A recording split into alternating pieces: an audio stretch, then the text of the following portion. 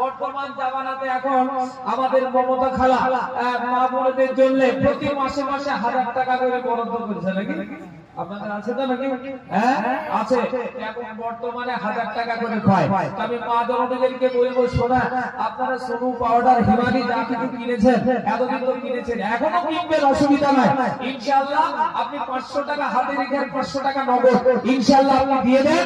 ইনশাআল্লাহ আমি আপনার জন্য খাস করে দোয়া করে দেব।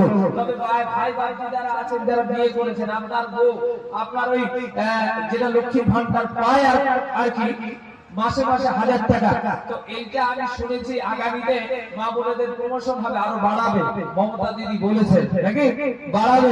তবে আমি একটু চিন্তা ফিকির করিবা, যদি মনে হয় যে এইভাবে করে বাড়াইতেই থাকবে তো খুব যেন বেশি না বাড়ায়, এর জন্য আল্লাহর কাছে প্রার্থনা করবেন। কেন প্রার্থনা করবেন?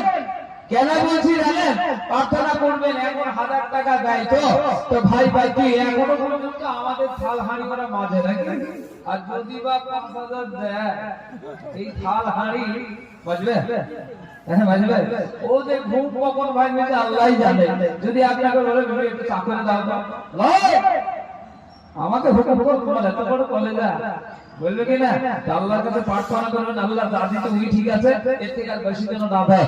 এই জীবনে পাওয়াটা শুরুটা মারছে মাখুক, অসুবিধা নাই। কিন্তু যদি একবার প্রমোশন ওই 5000 হয় না, সবার সংসারে আগুন লেগে যাবে। তা আমি আপনাদের বলবো, শোনা, তবে সব মা জননী এরকম না নাকি? হ্যাঁ সবাই এরকম না। তো মায়েদেরকে